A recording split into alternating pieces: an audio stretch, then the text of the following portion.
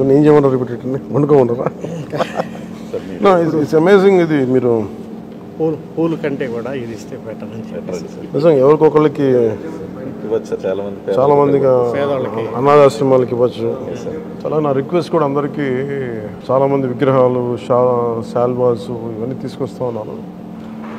వచ్చేవారందరికి కూడా ఒకటి ఏదైనా తీసుకొస్తే టోకెన్స్ భవిష్యత్తులో మన సమీప భవిష్యత్తులో రాబోయే అన్నా క్యాంటీన్స్కి అయినా మీరు కాంట్రిబ్యూషన్ లాగా ఏదైనా అలాంటి టోకెన్స్ అన్నా ఇవ్వండి. వాళ్ళు గివ్ టు గవర్నమెంట్ మన ప్రభుత్వానికి ఇద్దాం. అలాగే మీకు ఏదైనా పర్సనల్గా ఇద్దాం అనుకుంటే ఇలాంటి ఏదైనా ఇవ్వగలిగితే అది నేను అనాథాశ్రమాలకు పంపిస్తాను. అలా కాకుండా ఈ విగ్రహాలు శాల్వాలు ఇవన్నీ నిరుపయోగంగా అయిపోతున్నాయి. ఆ విగ్రహాలకు కూడా ఏం చేయాలో తెలియట్లేదు. అందుకని దయచేసి నా విన్నపం, మా ఎంపీస్ ఇది స్టార్ట్ చేశారు, ఇనిషియేట్ చేశారు. ఇట్లా మనస్ఫూర్తిగా వారి స్ఫూర్తిని తీసుకొని అందరిని దయచేసి కూరగాయలు ఇవ్వమని కాదు కానీ ఫ్లవర్ బుకేస్తో మనీ వేస్ట్ చేయొద్దు, విగ్రహాల కోసం ఇబ్బంది పడద్దు, షాల్స్ కూడా తేకండి. నా రిక్వెస్ట్ అది ఒకటి.